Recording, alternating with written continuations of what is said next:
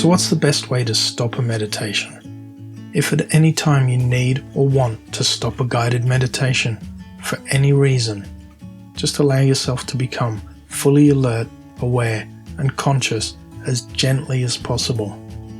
Becoming fully alert from a deep meditative trance quickly can sometimes be disorienting. A simple method I use so as not to shock my system is this.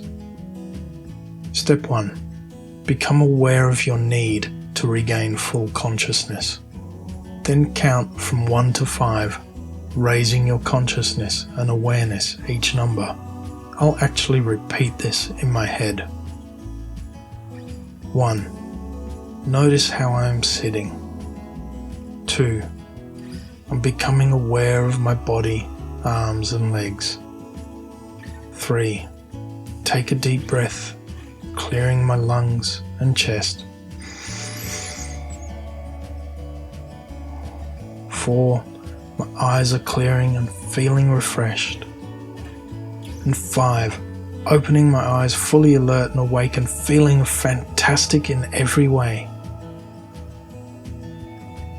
Always make sure you are fully awake and alert before continuing your day.